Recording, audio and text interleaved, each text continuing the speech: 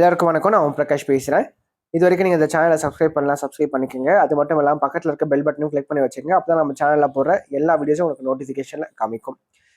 மேலும் ஜோதிடம் சார்ந்த ஏதாவது கேள்விகள் இருந்தாலும் அல்லது உங்கள் சுய ஜாதகத்தை பற்றி ஏதாவது கேள்விகள் இருந்தாலும் நீங்கள் கீழே கமெண்ட் பாக்ஸில் உங்களோட பிறந்த தேதி, பிறந்த நேரம், பிறந்த இடம் குறிப்பிட்டு உங்கள் கேள்விகளை நீங்கள் கேட்கலாம். கண்டிப்பாக எல்லோருடைய கமெண்ட்ஸுக்கும் முடிஞ்ச வரைக்கும் நான் ரிப்ளை பண்ணுறேங்க. சரிங்களா? அதே மாதிரி இந்த வீடியோ உங்களுக்கு பிடிச்சிருக்கின்ற பட்சத்தில் ஒரு லைக்கும் போட்டு விடுங்க.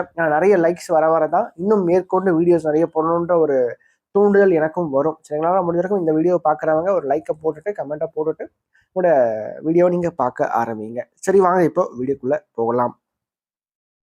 இந்த பதில் நம்ம என்ன பார்க்க போகிறோம் அப்படின்னா, மீனம் உத்திரட்டாதியில் பிறந்தவங்களுக்கு இந்த 4 கிரகங்கள் மூலமாக உங்களோட வாழ்க்கையில் நடக்க போகின்ற மாற்றங்கள் என்னென்ன, அடுத்த ஒரு ஆண்டுக்கு எப்படிப்பட்ட ஒரு தாக்கத்தை இந்த கிரகங்களோட வாழ்க்கையில கொடுக்க போகுதுன்றத தெளிவா பார்க்கலாம் வாங்க. மீனராசி காலபுருஷனுக்கு 12வது ராசியா வருங்க. அதோட அதிபதி குரு பகவான். உத்திரட்டாதி நட்சத்திரம் 2வது நட்சத்திரமா வரும். அதோட அதிபதி சனி பகவான் தான். சரிங்களா? உத்திரட்டாதியில பிறந்தவங்களுக்கு தற்போது வந்து பாத்தீங்கன்னா ராசிக்குள்ள ஜென்ம சனி அப்படின்ற அமைப்புல சனி பகவான் இருக்காருங்க. பொதுவாகவே வந்து பார்த்தீங்கன்னா எப்பவுமே 7.5 சனியில கொஞ்சம் சவால்கள் நிரம்பிய ஒரு பகுதி அப்படின்னு பார்த்தீங்கன்னா அது வந்து ஜென்ம சனி தான். ஃபர்ஸ்ட் 2.5 வருஷம், நடுவில் 2.5 வருஷம், கடைசி 2.5 வருஷம். சரிங்களா? அதுதான் 7.5 வருஷம் மொத்தமா.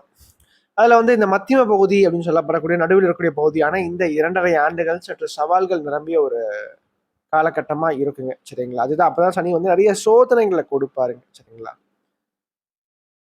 மேலும் இந்த கால நன்மை நடக்காது அப்படின்னு கேட்டால் கண்டிப்பாக நன்மைகளும் நடக்குங்க. சரிங்களா? ஃபர்ஸ்ட் நான் வந்து நன்மையான விஷயங்கள் எல்லாம் சொல்லி முடிச்சிடுறேங்க. அதுக்கப்புறம் நமக்கு சாதகமற்ற விஷயங்களை பற்றி நான் பேசுறேன். முதல்ல வந்து பாத்தீங்கன்னா ராசிக்கு 6ஆம் இடத்துல கேது பகவான் இருக்கார். 12ஆம் இடத்துல ராகு. 6ஆம் இடத்த கேது என்ன பண்ணும்? கடன், நோய், எதிரியை வந்து வெல்லக்கூடிய ஒரு வாய்ப்புகளை ஏற்படுத்தி கொடுக்கும். அதுல இருந்து மீண்டு வரத்துக்கான சில விஷயங்கள் தற்போது வாழ்க்கையில் நடக்கும். சரிங்களா? அதே போல 2ஆம் இடத்துல ராகு பகவான் இருக்கிறது தூர தேசங்கள், வெளிநாடு சம்பந்தப்பட்ட முயற்சிகள்ல வெற்றியை கொடுக்கும். குறிப்பாக கடல் கடந்த தூர தேசங்கள்ல போய் வசிக்கிறது அல்லது பார்த்தீங்கன்னா அங்க வந்து வேலைக்காக முயற்சி பண்றது. ஸோ இது போன்ற காரியங்களோட வாழ்க்கையில் நல்லபடியாக நடந்து முடியும். 2வது ராசிநாதன் சொல்லப்படக்கூடிய குரு பகவான் ராசிக்கு 4ஆம் இடத்துல அமர்ந்து 8ஆம் இடத்தையும் 10ஆம் இடத்தையும் 12ஆம் இடத்தையும் பார்க்கறது எதிர்பாராத வகையில திடீர் வருமானத்தையும் திடீர் லாபத்தையும் உண்டு பண்ணி கொடுக்கும். நீங்க எதிர்பார்த்தே இருக்க மாட்டீங்க, அந்த அளவுக்கு திடீர்னு ஒரு பெரிய ஒரு தொகை கைக்கு வந்து சேரும். சில பேருக்கு மறைமுகமான வழியில அல்லது அரசாங்கத்துக்கு தெரியாத வகையில சில வருமானத்தையும் இது வந்து ஏற்படுத்தி கொடுக்கும் இந்த காலகட்டங்கள். சரிங்களா? அது மட்டும் இல்லாம 8ஆம் இடம் 12ஆம் இடம் வலுவா இருக்கின்ற காரணத்தாலையும் 10ஆம் இடத்தை குரு பகவான் பார்க்கறதுனாலையும் ஒண்ணு வெளிநாடு சம்பந்தப்பட்ட முயற்சிகள் எடுங்க, அல்லது வெளி மாநிலத்துல போய் படிக்கிறது அல்லது வந்து உத்தியோகம் சம்பந்தப்பட்ட விஷயத்துக்காக அங்க போயிட்டு வசிக்கிறது, இது போன்ற தன்மைகளை வந்து இது வந்து ஏற்படுத்தி கொடுக்கும். சரிங்களா? 2வது 10ஆம் இடத்தை குரு பகவான் பார்க்கறதுனால என்னதான் ஜென்ம சனி நடந்தாலும் கூட மீனம் உத்திரட்டாதியில பிறந்தவங்க பெரும்பாலும் கவலை கொள்ள தேவையில்லை. கண்டிப்பாக வேலை இல்லாதவங்களுக்கு வேலை கண்டிப்பா கிடைச்சிடும். சம்பளம்ன்றது 2ஆம் பட்சம். சரிங்களா? சம்பளம் வந்து நிறைவா இருக்குமான்றது 2ஆம் பட்சம் தான். ஆனா இந்த காலகட்டத்தை பொறுத்த வரைக்கும் வேலை இல்லாத இளைய பொறுத்தவரைக்கும் வேலை கிடைக்கும். 2வது வேலை ரீதியா எப்படி இருக்கும்? சரிங்களா? எனக்கு வேலை இல்லை, வேலை கிடைச்சிருது. வேலை கிடைச்சதுக்கு அப்புறம் எப்படி இருக்கும்னு கேட்டா கண்டிப்பாக அந்த வேலையில பணிச்சுமைகள் கூடுதலா இருக்கும்.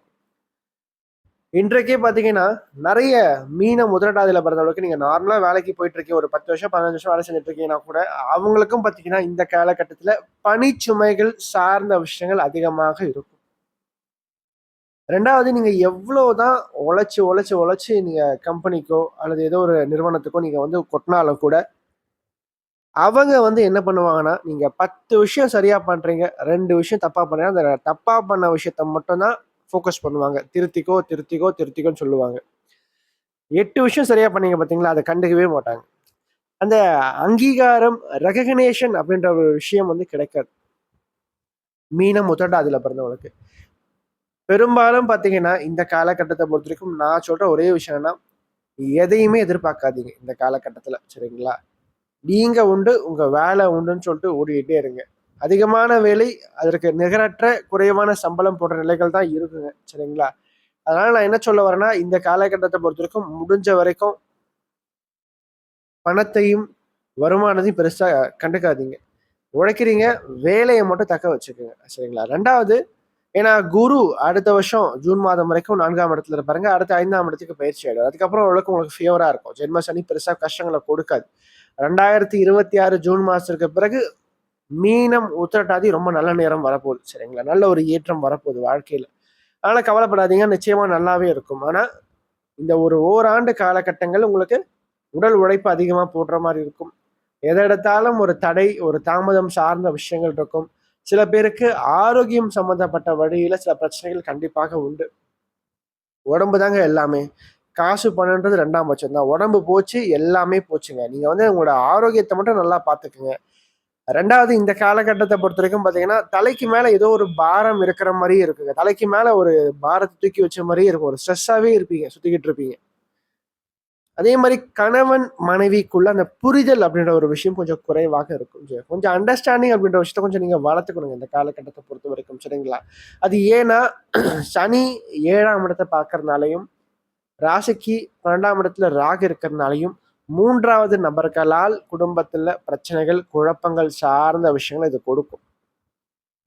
ஸோ முடிஞ்ச வரைக்கும் பார்த்தீங்கன்னா, விட்டு குடுத்து போங்க, அனுசரிச்சு போங்க. அத மட்டும் தான் நான் சொல்லுவேன். சரிங்களா? ஃபேமிலி லைஃப் ரொம்ப நீங்க வந்து எந்த அளவுக்கு நீங்க இம்பார்ட்டன்ட் குடுக்கறோ, அந்த அளவுக்கு வாழ்க்கை நல்லா இருக்கும். கொஞ்சம் அனுசரிச்சு போனா நிச்சயமாக வாழ்க்கை சிறப்பா இருக்கும் அப்டின்னே சொல்லலாம், உங்கள பொறுத்தவரைக்கும்.